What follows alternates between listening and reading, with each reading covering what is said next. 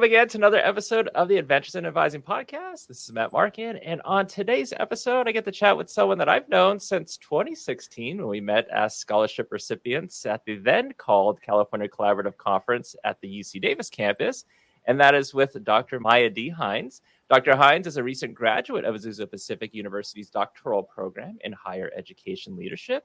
Her qualitative research led her to explore the perspectives of Black undergraduates regarding student success and how those perspectives are influenced by specific power dynamics within higher education. Dr. Hines currently works at the John Muir College at UC San Diego as a senior academic advisor and considers herself a lifelong learner with a passion for teaching, advancing knowledge, and coaching students to achieve their academic and personal goals. Dr. Hines is known on her campus as a collaborative partner and change agent, offering innovative next-level philosophies and thoughts to intentionally facilitate an environment of creativity and building community. Mya, welcome to the podcast. Thank you so much for having me, Matt. Now, you're at UC San Diego, which is, now for your campus, that's in the La Jolla area? It is, yes. Mm-hmm. So I know sometimes when people say San Diego, or if I tell people San Diego, they think like downtown Gaslamp District or like Seaport Village, Petco Park area. Yeah, no, this is in the upper echelon of San Diego. It is literally maybe minutes from the beach, and a very elite part of the city of San Diego. And then you're originally from San Diego? I am. I was born and raised here, right here in Southeast San Diego. I did go away for undergrad. I attended the University of North Carolina in Charlotte. And then I returned after graduation, and I've been here ever since. Nice. Well, let's talk about that. Talk about your background, your path into higher ed and where you're at now.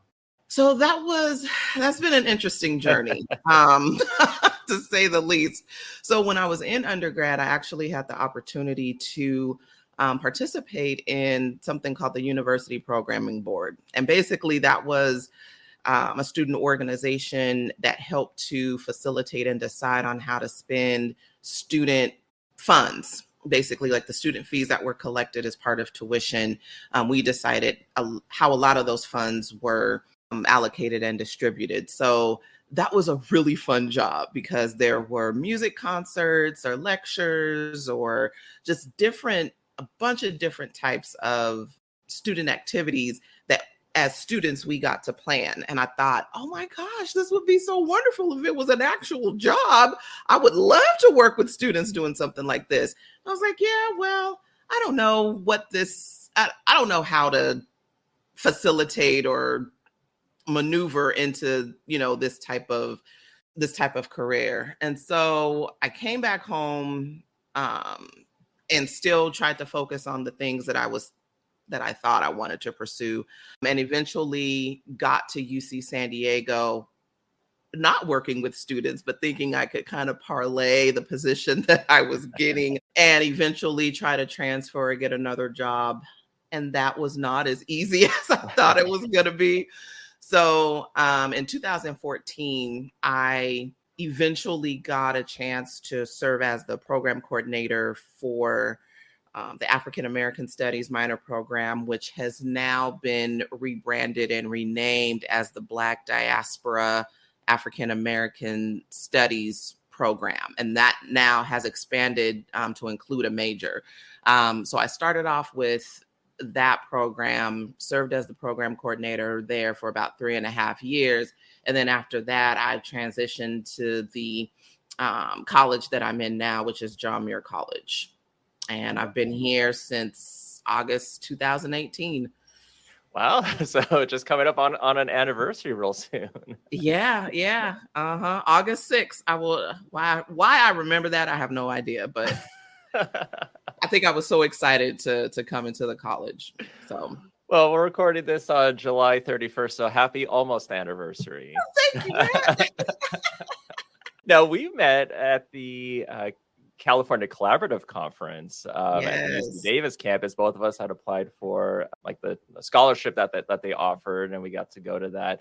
How how did you hear about that conference, and what made you decide to apply for one of those scholarships? Oh, that's a great question. So that was at a time where I was super, super hungry. Mhm. So I still considered myself at the time, I guess, a fairly new advisor. I think it was still 2 years in, but Mhm. I was looking for something. I was looking for stuff. I was looking for something to stimulate my own learning, to help me become a better advisor. And I literally was just on the internet looking for stuff. I was looking for conferences.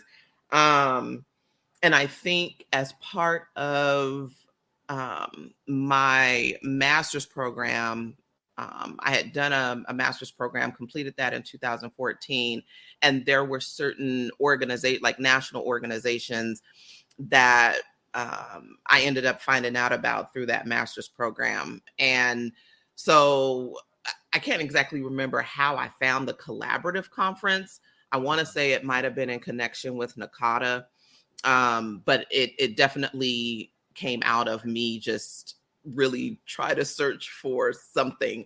There wasn't a whole lot of support on campus, so that made it even more imperative for me, like, to try to get something that was going to help me do my job better and become a better advisor. And sometimes we just stumble upon it. So kind of like you're saying, you were just on the internet looking for things and ultimately found, and then look where you're at now. Yeah. So let's talk about UCSD. So like you're the senior academic advisor in the John Muir College. Can you talk about what exactly, how would you describe the John Muir College, and also like your day-to-day responsibilities? Sure. So UC San Diego is a fairly unique campus in that it has a total of 8 residential colleges. I think the only other UC that has the same structure is UC Santa Cruz, if I'm not mistaken.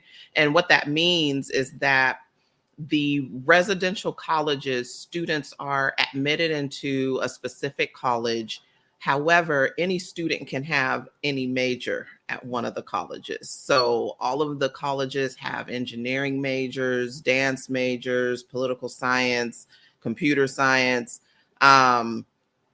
And it also means that the advising structure is a little decentralized, meaning that the college advisors, we provide guidance and support with regard to general education requirements, university requirements, but then the student then has to go directly to their academic department to also get advising. So it makes it a little hard because a lot of those things sometimes might overlap or one might affect the other, and they have to go back and forth between the two areas. And then they decide they want to minor in something. So that's a whole nother advisor. And so part of what our job is in the college is we serve as the home base, is how a lot of people describe it.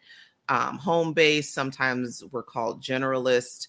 What we're really doing is providing students with a clear pathway or at least a support system as far as how to navigate the university. So they might come to us with a lot of questions that we may not be able to answer. However, we are the office or we're the unit or department that's going to guide and connect them with the appropriate unit. So they might have a lot of financial aid questions or questions about tutoring, maybe questions about how to go on study abroad. Or as a matter of fact, I got an email this morning from a student asking about, well, where do I go about study abroad? That's definitely not John Muir College, but I can connect, the students to the appropriate units, areas, and stuff like that. The day-to-day kind of stuff, we do what we call kind of walk-ins or drop-ins. Typically, we will also have appointments scheduled for more lengthy type of questions, whether it might be academic planning or maybe a student is in academic difficulty, or there might just be some other kind of challenging or quirky situation that needs a little more time than what a walk-in can offer. like this summer, we're also onboarding brand new students. We're graduating students, and also working on different, just projects in between. I'm a co-supervisor with my colleague, with the peer advisors that we have in our office, and our peer advisors are amazing. So there's a lot to it. And such a complex and large university. I think the point and also the intention of having the residential colleges is to create a smaller community for the students to connect with and be a part of. It's like you have these small liberal arts colleges on campus that they can connect with and be part of, embedded within this larger research university that can seem, a little more intimidating. So, yeah, hopefully that makes sense. It does. Sometimes it's a little, because when I explain it to people, they're like, "Wait, what? What do you mean? Like a residential college?" But each college has a provost. Each college has a dean of academic advising and student affairs. Each college has its own residential life. Each college may have like additional learning communities within it. They have their own dining facilities. It is literally a college within the university. Let's talk about conferences. So, we talked about the California Collaborative Conference, and we've seen each other since then at other conferences.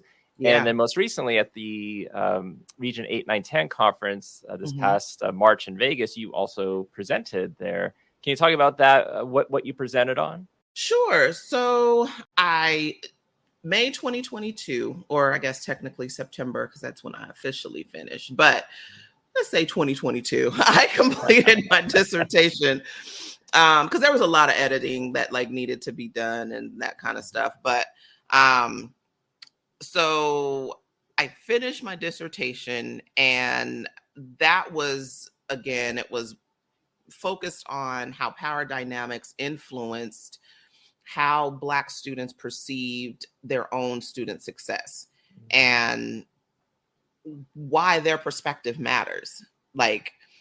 And so with that, I thought it was a fascinating topic. I thought it was interesting. I didn't know whether or not other folks would think of it as interesting as I did. And so I guess I thought to explore that to see if other people would be as interested in the topic as I was. And I wanted to see where it would go. So I submitted a proposal for the NACADA conference, and bada boom, bada bing. It kind of, it was accepted. I presented, and it was an amazing experience. I had also presented at the NASPA conference. I think it was like the first generation student success something or other. I can't remember the exact name of the conference, but it was in Baltimore last year. And what's interesting is that, the NASPA is like student affairs facing. And then, of course, NACADA is academic affairs or academic advising facing. And it was a very different experience, very different audience. And it was just interesting to see the interaction, the types of questions that I got. And it was also just really cool to also see that other folks were very interested in the work and in the research that I had completed. I was thinking that, I don't know, folks may or may not be interested, but I feel like it's important enough to share and for this information to get out, whether or not people might be interested in it, that kind of, I just wasn't really sure. And I kind of wanted to see where the interest was, or if there was interest. Yeah, and you're mentioning that, at both the conferences, from the attendees at both conferences, there was definitely an interest in your presentation in the topic. Yeah. But you're mentioning that there was like kind of differences between, I guess, some of the questions that were asked. Can you talk about like what you kind of felt the differences were?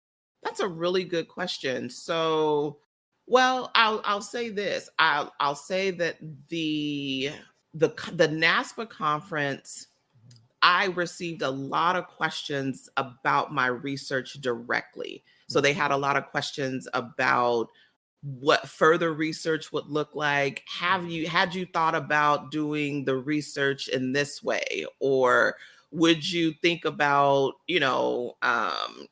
adding on or doing something blah, blah, blah, blah, blah, blah, blah.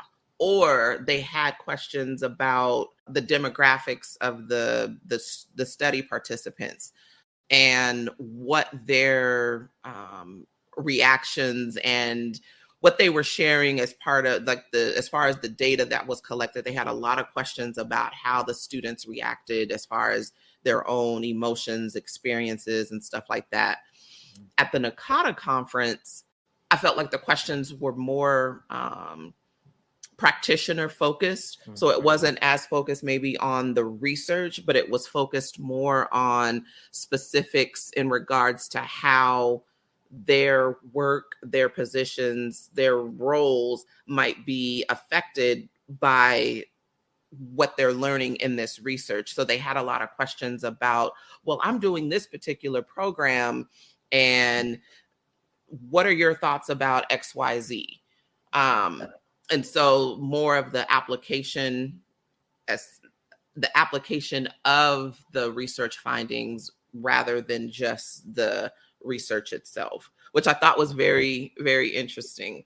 And I imagine maybe because the focus of my dissertation was not necessarily, I was about to say it wasn't necessarily focused on academic advising, but my research question actually does have academic advising in it. I thought I had that answer, but that's not true. It actually did talk about academic advising. Well, I think it's kind of nice that it's the same presentation in a sense, but you kind of have to gear it towards that particular audience, and then just to kind of hear the differences in the types of questions. Because definitely, I would say for this podcast, a lot of the questions are kind of geared towards like the practitioner as well, which kind of makes sense if that was also what questions you were getting from like an advising type conference. Now, within your dissertation, when I kind of skimmed through it, there was a quote that kind of stuck out to me from you, and it said like that I personally struggled to think outside of the normative social construction of student success, and the study helped me pursue a curious question as to whether Black undergraduate students had similar thoughts. Can you talk more about like your study and what you kind of found out?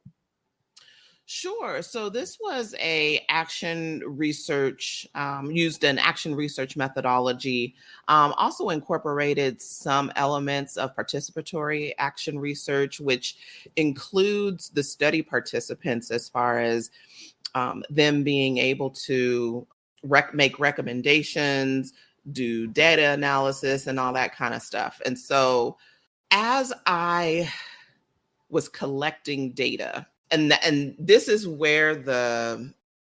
kind of where it came together. Like I had this question like in the back of my mind, like I had to struggle. I wonder if other folks have it too. Yeah. So that was kind of the question in the back of my mind, but it didn't all really come together until I actually started collecting the data. It's not until I started interviewing the actual students who had similar identities as myself, who were either Black, who were either from San Diego, who were, they might have been women, Christian, we just had very similar identities. And so with those similar identities, I heard some very similar experiences that resonated for me, even way, way back from my undergrad. And it was interesting to hear them still talk about these same experiences, or even more challenging experiences that I did not have that I didn't go through. And so for me, it was like, OMG, wait a minute. I even feel like this now as a doctoral student. Mm-hmm. So that was something that had not really something that I hadn't thought about. I was only thinking about it in the context of, okay, as an undergraduate student, we might have had similar experiences in that respect. But I was not thinking about, okay, I might still be struggling with the idea of what student success means right now as a doctoral student. And a lot of the things that the students shared were very similar to what I was experiencing, whether it was imposter syndrome, whether it was, I don't know if I'm going to be able to do this, complete this. I don't know if I'm good enough. Am I really a scholar? Is this really research? Like, I had all of these different emotions and different ways of think. Like, I had it in my mind. I put it this way. I had in my mind what I thought research was supposed to be and what it was supposed to look like. And it was very enlightening that my dissertation chair, shout out to Dr. Tabitha Jones Jolivet at Azusa Pacific University. She was amazing. But shout out to her for kind of helping me realize that I get to decide what my research is. This was, and that being based on my own biases and how the world is formulated in my mind, the experiences that I've had, the identities that I have, and how that shapes what my experiences in the world all played into how I analyze the data, the type of data that I wanted to collect, the overall research design, how I decided to design the research all played a part in all of these different things, hence the power dynamics. Yeah. Right. So it was very interesting for me to see also how power dynamics were influenced by how I was, how I thought about research, how I thought whether or not I was going to be successful in this, and then how and when I would actually feel like I was a scholar or a researcher. Yeah. Hopefully that answered your question. Yeah, it definitely does. And you had also mentioned in there about COVID-19 and how the COVID-19 global pandemic opened kind of the doors for higher education institutions. And you had put to illuminate and face the horror that is anti-Blackness in a way that had never been explored previously. Can you talk more about that? Sure. So, I mean, as I would say most folks probably are aware, in spring, that was May 2020, there was a horrific murder of George Floyd, and that kind of set things off. And in addition to this global pandemic that had changed the way in which higher education was delivering and offering courses, it also illuminated the disparity and the lack of equity in how higher education was delivering their services. The smallest things, or the things that folks did not necessarily think about, as far as Wi-Fi, students having access to laptops or computers, or having access to just a quiet space to take classes or to do their homework. And being in a situation where most students didn't necessarily have control over the space that they were in. And so trying to figure out what that stuff, or how to help students navigate that, it was, I don't know any other way to describe it except for it was a nightmare. Mm-hmm. It was an absolute nightmare. And part of that too, it was like the institutions were trying to figure out how to offer and be empathetic about what the students were going through. And then at the same time, still wanting to protect, protect the institution from getting played, I guess, is the best way that I can think about it. Because it's like the institution had in the back of their mind, well, somebody might be lying. So we got to get from the students, okay, well, you're going to have to petition this, or you're going to have to prove this. And I don't know, it just made it for it just considering especially what Black students might have been experiencing and going through at the time, it just seemed a little overwhelming and it was, yeah, it was just hard to navigate. Yeah. Now you mentioned also like in your like within your dissertation, some of your findings was one of them was that the power of anti-Blackness as a barrier to achieving student success. And student success, I guess, to me is a very broad definition, depending on who you ask. Is it if it's from the institution level to the student to, like, let's say an advisor or faculty? It could mean any number of things. And also, you have institutions that have devoted resources for, quote unquote, student success. What are we missing here? That's a good question. And for me, what we're missing is the student perspective very, very easily. And I think that was intentional and on purpose. And I guess I now have a way in my mind that I've started to think about student success from the perspective of now, instead of it just being student success, I look at institutional success. So that being the things that the institution will measure the students by to determine how well of an institution they are, whether it be graduation rates, persistence, retention, any of those things. While they are measuring the student by that stuff or by those metrics, that puts a feather in the institution's cap, right? While I'm assuming students want to graduate and they want to stay and persist, but that's really the institution's thing. And then I also think about academic success. So all of the things all of the things like within the classroom that might feel like successful, them getting good grades on a test or GPA or those kinds of things, just academic success. But then you also have the ways in which the student might perceive themselves. There were some of the findings, or probably the most prevalent and the thing that came across through the data collection was Black students want to see and connect with Black professors. They want to connect with Black faculty.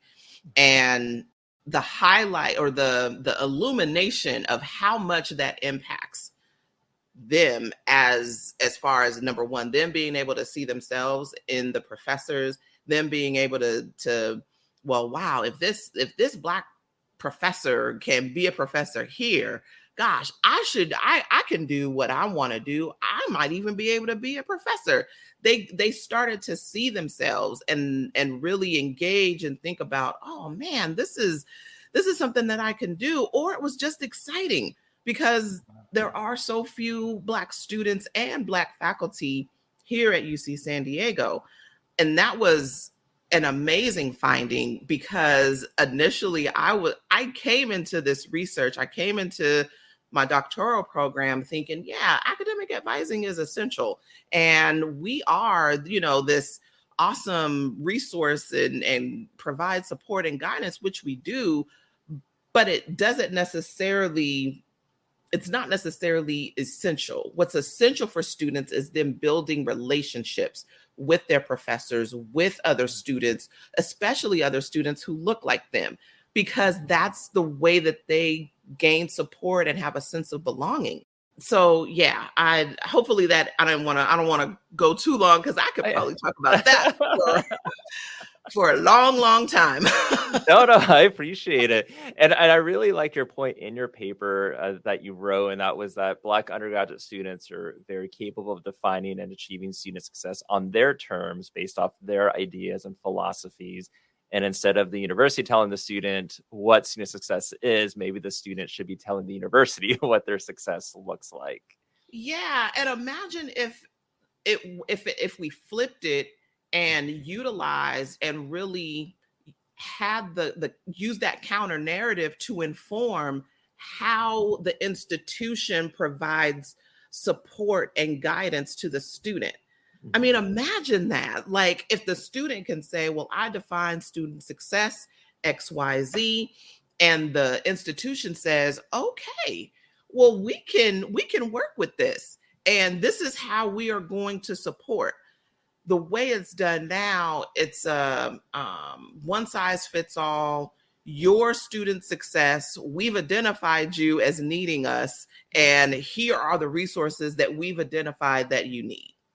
Right. Regardless of what their needs might be individually, it's been decided collectively that first generation students, low socioeconomic status students, students of color, they need these certain things based on research and based on data collected and all that good stuff. However, the student perspective and how student success is defined still should matter, and it still should help inform how institutions provide support to students. And I think that, I guess, was one of the points that I wanted to make in that research. Yeah, and you had some great recommendations. And one of them was to integrate families in the student experience of their academic journey.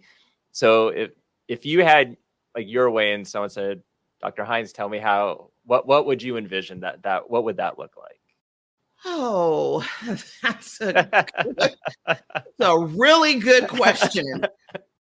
I wondered, like, if there were this is what's hard, because families work. They have other responsibilities. They have things that they need to do in order to support their student that's attending, this institution, or, institutions across the nation. Their, students are coming from all over, right? Mm-hmm. And so typically what'll happen is, and I would say this is out of convenience, but what'll happen is at orientation, there'll be a family-oriented activity or a family-oriented orientation where parents and families can come and find out about the institution, what the student is going to be experiencing and how they're going to navigate and all that stuff. And then they might have a family weekend where students can come and experience and see where their student is attending school. And then that's the extent of what that kind of looks like. But trying to find so for example, because of FERPA, right, we can't discuss things like with parents and stuff like that. Well, certain topics or certain details or certain data we can't discuss, like with parents and families. But if there was a way that we could get the parents or families involved in the decision-making process and have them become a part of the decision-making process. So because it's so separate, when a parent does come in, I think the parent thinks that they really have to advocate and be that force for their student, whether the student wants it or not. But they're there. Right. And as a parent, you want to advocate for your child and you want them to understand. But what if we made it easier for the parents to be able to connect with the institution and advocate for their student? What if it didn't even have to be advocacy? What if it was a partnership? What if it was, I don't know, it just seems like there could be a better way that we engage with the students' families, especially since the students feel like, or Black students anyway, they reported that they felt when they made decisions about which institution they were going to go to, when they made decisions about which major that they were going to choose, they consulted their families. They were talking with their families about, what was going to be, the best option and what's closer. And I need to be able to connect and be with or get back to my family if I needed to, and things like that. So if we were able to connect or help the family stay connected to their student throughout the year and not just on orientation or a family weekend, I think that might also be another way to think about student success and how much that might help the student feel successful in their collegiate journey.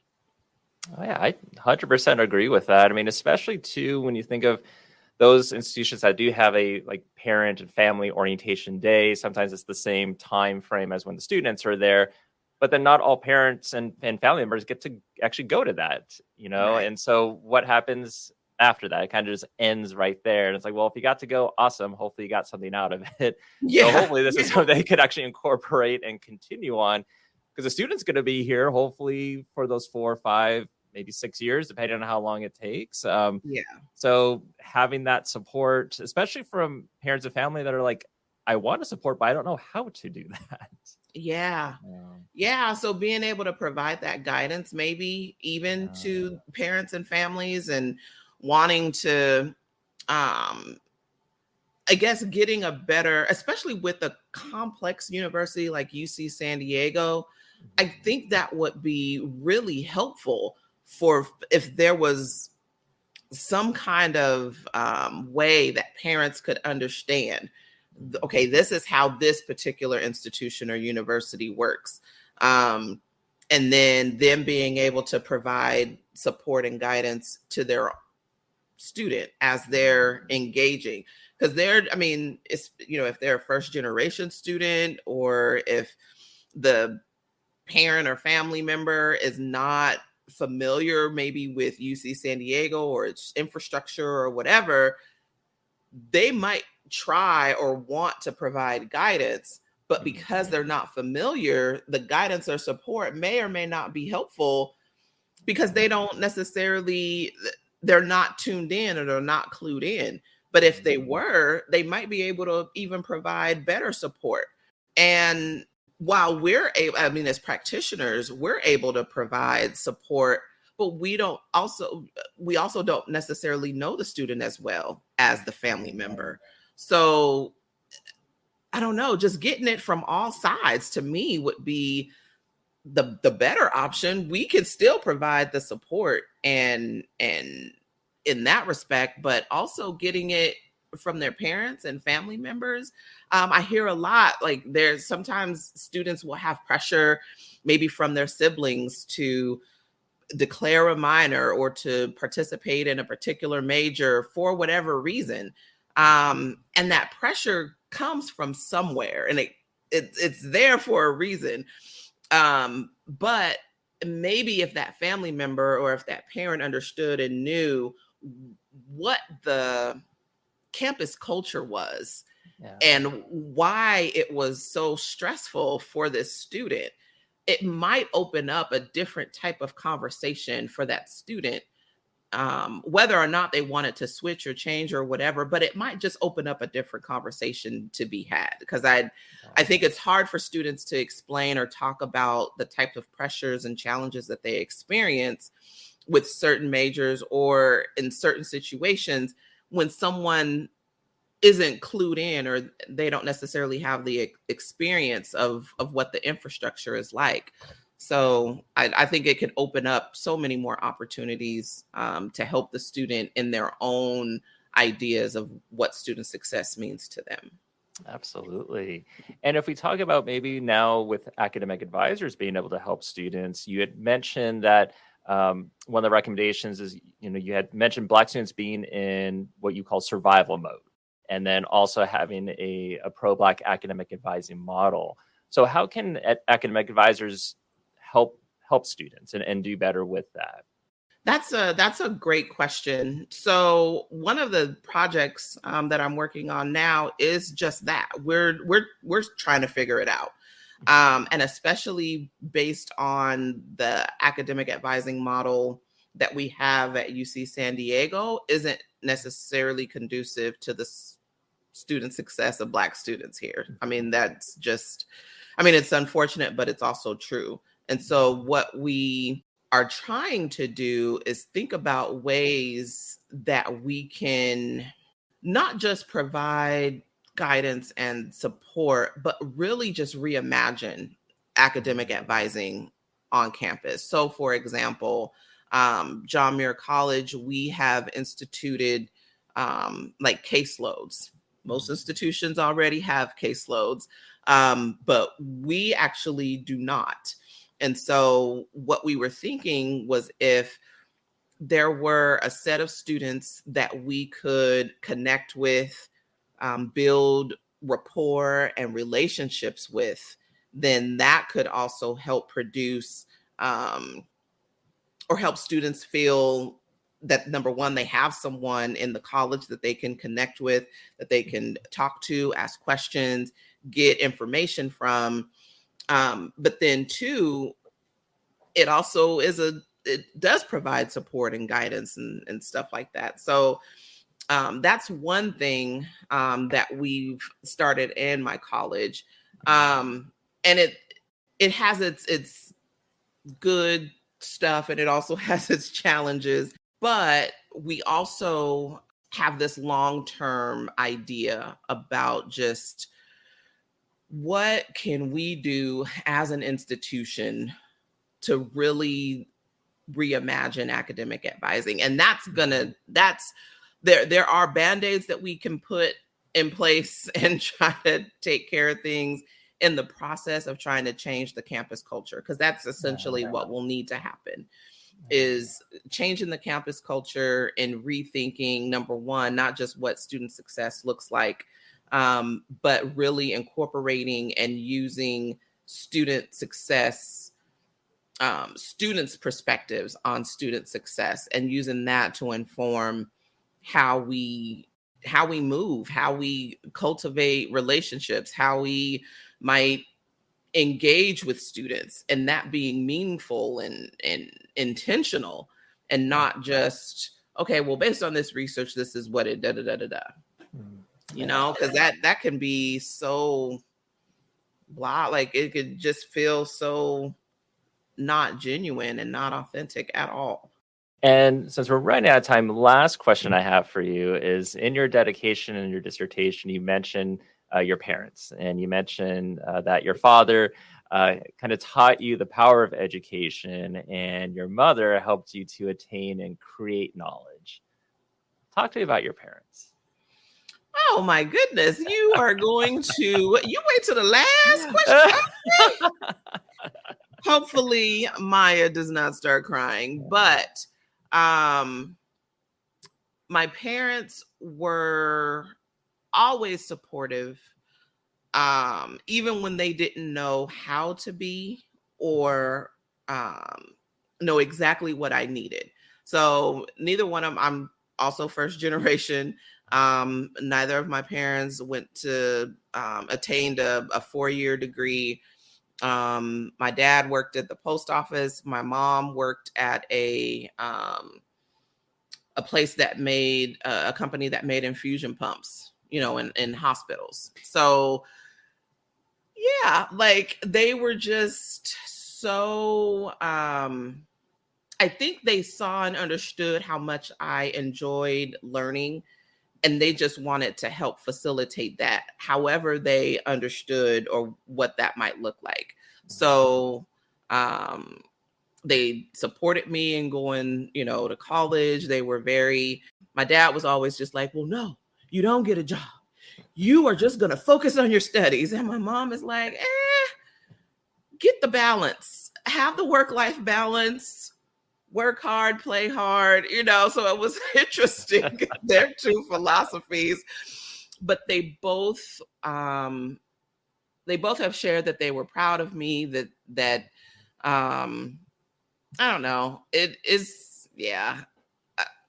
I'm trying to keep it short because I don't want to start crying. So but yeah, they've always been supportive and just very intentional, and yeah. Well, I appreciate your answers to all of this and this interview, and, you know, all your experience, the research that you've done, your dissertation, all the recommendations, working with students. So Dr. Mya Hines, thank you so much for being on the podcast today. This was amazing. Thank you for inviting me and having me, Matt. This was absolutely awesome. I so enjoyed it. This was great. Wonderful. And then, of course, we'll see you at the next conference, whichever one that might end up being. But I know we'll see each other soon. Absolutely. Absolutely. It's been a pleasure.